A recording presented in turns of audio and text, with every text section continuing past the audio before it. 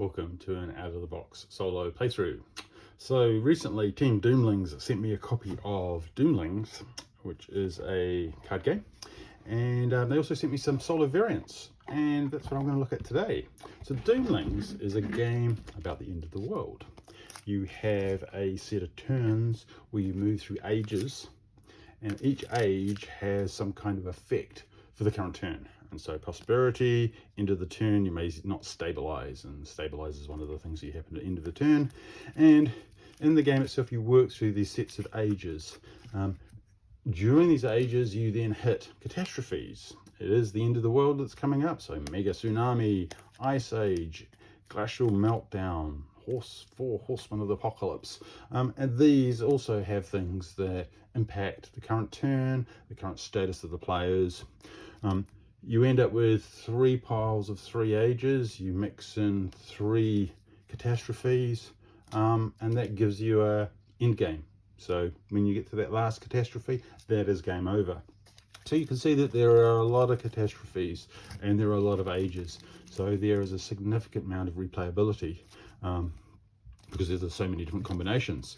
In fact, you can play multiple games without reshuffling them in. And so then you can have a unique game every time. Added to that, you've got the Doomlings themselves, which are kind of attributes that you're evolving in scoring points, and there are a lot of these as well. And so again, you can have multiple games without shuffling, and again, lots of replayability. But they sent me some solo variants, and there's one of them I particularly like, and that's the one I'm going to go through today. So first of all, I'm going to set it up. So the first thing we need to do is sort out our ages and what we're going to be playing through. So we shuffle these up. I can mix something else. No, that's all right. We mix these up and we pick, we randomly have 3 piles of 3. And the rest of them will go back in the box for another game. Then we take our catastrophes and we shuffle those up. And we put 1 on each pile, and all the rest of them go back in the box. Then these we shuffle, and so that'll be our first set, and then our second set goes on top, and then our third set. And when we hit our third catastrophe, that is game over. So it's quick. So there's definitely a quick end, and then we put the birth of life on top. Then I'm going to set up the player. So this the variant that I'm going to be playing is basically a greedy algorithm. It's an AI player that always takes the highest value. So this is our gene pool, and our gene pool determines how many cards we have in our hand and how many life we have, and we start with 5. Okay, I'm just going to grab some kind of reference cards. I'll just keep those handy. And then we've got our set of Doomling cards, which are our traits, which are our manipulation of cards, manipulation of the game. They also provide the scoring at the end. Maybe I'll move this bit over here, because I'll then lay them out here and you can see what's going on. The neat thing about the solo variant is that as a player, you play absolutely normally, as in you play in any multiplayer game. So at a minimum, it gives you practice. It gets you learning the cards, you can play some combinations. You'll see that the AI isn't particularly bright, but because it always goes for the highest scoring, or the thing that will have the highest scoring impact, it can interfere with your plans, which is kind of what you want. Okay, so I'm going to put those there. We get 5 each. 5, I think I'll put my bare hand there. 1, 2, 3, 4, 5. I get to start because I always go first, and we start by turning over the first age, and we end up with 3 piles as we hit catastrophes. The first one is going to be the age of Nietzsche. So this is, instead of stabilizing this turn, you may discard your hand and draw 3 cards. So the way that the game goes is you draw a card, or you play a card from your hand. Actually, you draw a card. I thought you draw a card first. No, you don't draw a card. You play a card from your hand, any effects, and then you stabilize, which is draw up to whatever your current gene pool is. So I'll start, and you get to learn to play the, the neat thing with the solo variant is you get to play with the different cards, and there's different cards that are color related or points related. There are also sets of cards that are called dominant. These cards you can't remove, and you can only have 2 dominant cards ever, so you've got to be a little bit careful about how you play them. So this one is immunity, gives me 4 points and +2 for every trait with a negative face value, which is kind of handy. This one I can look at 2 random cards and steal one and play it immediately. I'll go with that because it's probably easiest. So I play that down there, nosy. So I get to look at the opponent's hand and pick it. Don't want to discard hands. That one is good. It's 4 points, but it reduces my gene pool, and they're going to play that one because that's the highest scoring one. So I might leave that for them because that will cause them a bit of a problem. I'm going to go with Swarm because Swarms are one that the points accumulate, and since it's so early in the game, that's probably a good one. So I'll stick those back over there. So I play a card. I do this instead of stabilizing. I'm going to discard my hand and draw 3 cards. I don't want to do that. My gene pool is 5, so I get a new card, and that's my turn. The autonomous turn, it will just play the highest, goes straight for the highest points. It will just play that one. Boom, brute strength. That means its gene pool will go down to 4. And it will draw, it will stabilize.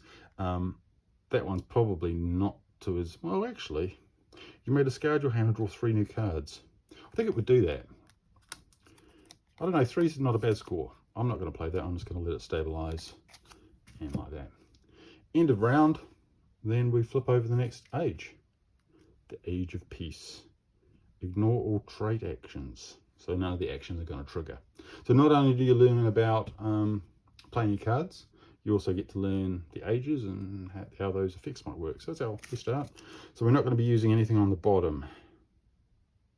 So this is a good one. So ignore all the actions. This one says, to play, you must give 1 positive value to an opponent. Because I can ignore it, I don't have to, and I can just play that for the 5. Ka-ching. Then I've got 5 gene points. I'll stabilize. I'll look at it next round. They will go. Their top card, oh, they've got 7. But they also have to conform to any rules. So you must have 3, and they haven't got 3 greens, so they can't play the 7, so they'll play the 3, which is flatulence. Good for them. And they would then draw up to another 4. Then we get our next card. Oh, that's our first catastrophe, an Ice Age. So then we go through this, and whatever the catastrophe is, it affects both players. So gene pool goes to -1, which is not so bad for me. Discard 1 card from your hand for every red trait in your trait pile. I've got no red, they've got a red, so we will just discard 1 card from your hand. It doesn't say randomly, so they would throw out something that is a 1, because again, greedy algorithm. We ignore the world end because that only happens when it's the last catastrophe. But now we're on to our second age, and off we go. Natural Harmony. You may not play a card with a trait of the same color as the last trait played. Oh, this is going to tax my brain. I played a grey one the last one played. The last one played was Flatulence. Anyway, we're off. I've still got my 5 cards. I can't play that one because I'd have to discard.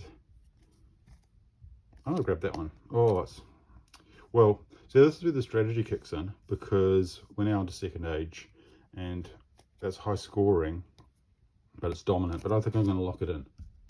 I'll lock in the 4 points. I don't draw any cards because I'm at 4, and I've only got 4 now. Thank you, Ice Age.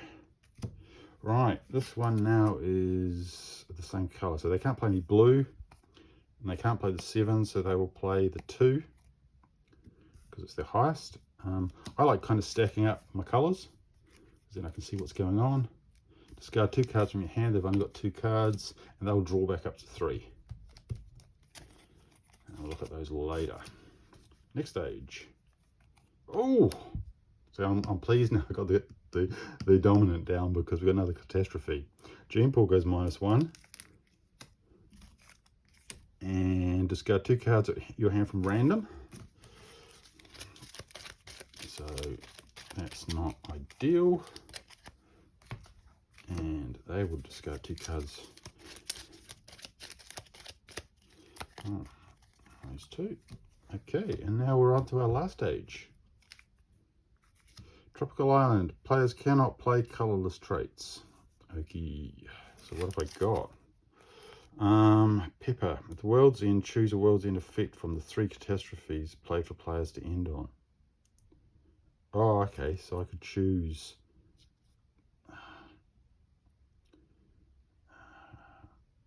minus for every red. That could be quite good for me. Oh, I can't play colorless though, so I got no choice. I'll play the 1, and then I will then stabilize back to 3. They have only got 1 card, so I guess they will play it. Oh, they can't play any colorless though, so they can't play it. So that's the end of that. They will stabilize up to 2. Huh. And next stage. Tectonic shift. Players cannot play green. Okay, that's fine. I got no green. I don't care. Oh, I got teeth. I'm going to play teeth because that gets me back up to 5. Back up to 4. And cards are good. So I have 2 more of those. Next turn. They can't play green, so they have to play this one. +1 for each colour, so they're going to have to play that one. And it's got a world end, well, effect, end game effect. And they will then go up 2 cards. Next stage. Arid lands. Players cannot play blue. Okay, no blue then. What do we got? Value is equal to the number of different colours. And I've got 3 different colours, so that's not bad. I didn't like that one. I don't want kidney. I'll go for that one. So that gives me a bonus at the end of the game. So I need to get some different colours in, and I will go back up to 4. They cannot play blue. They don't have any blue. Play 1 card from the discard pile and ignore its actions. This value is equal to the number of the colours in your cards in your hand. That's tricky. Well, technically they're greedy, so they will go for that one because 1's better than 0. Play it as it is, and then they will draw back up to 2. Okay, new age. High tides. If you play an effectless trait, you may play another effectless trait. Okay. None of mine are, none of mine are effectless, but I think I'll have saliva because I get +1 on my gene pool, so then I'm up to 5 cards, which would be really handy if I had that. So that's my 5. They are going to go with, at any time you discard it from a trait from your trait pile to draw 1, play it immediately. That looks like draw 1 card.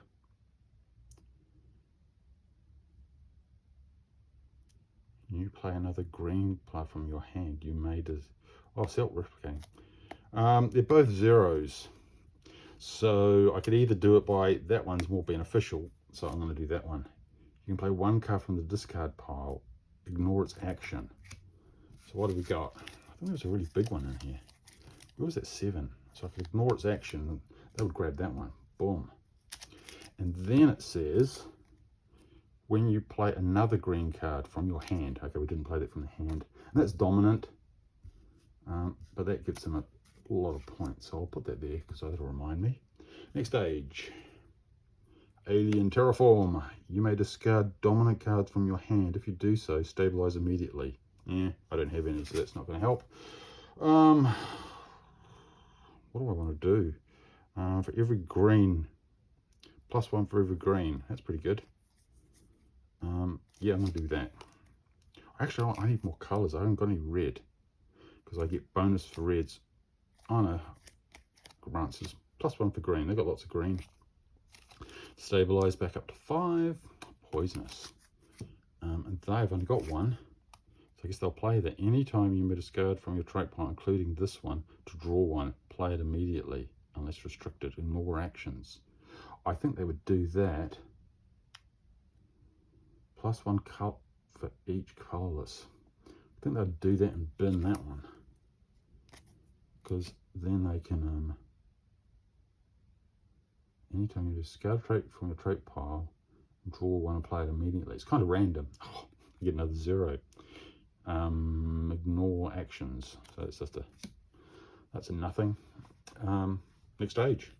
It's getting close. Oh, here we go. End game. Boom. Pulse thing. So -1 on the gene pool, which doesn't really. Oh, they would have gone up 2 cards, wouldn't they? Because they would have stabilized. Because I'll need that for their scoring. Discard 1 card from your hand for every purple in your. So I've got 2 purples.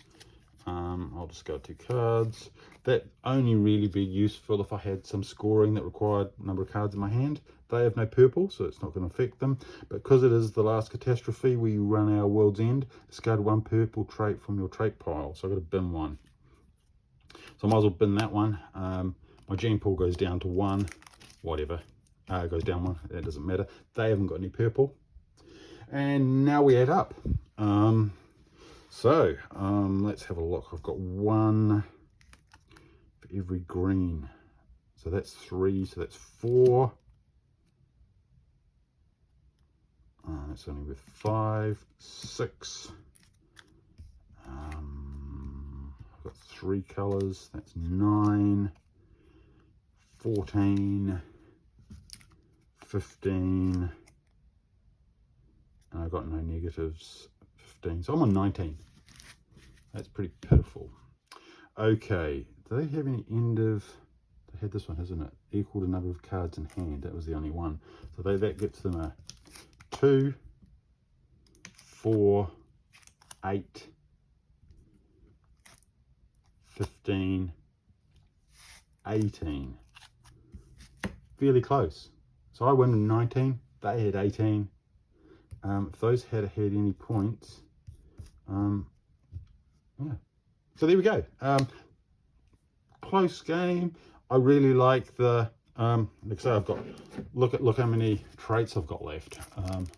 I could just reset, clear off all of this. I've got lots of ages. I've got lots of different catastrophes. I could just shift all that to a side, completely reset, play again, and I get completely new cards. Or I could shuffle it up and might get repetition again. Really like it. It's a nice. The nice thing about the solo variant is that it plays exactly the same. You're playing as a player normally, and the AI is quite light, really easy to use. And so that is a solo variant for Doomlings. Don't forget to subscribe and like.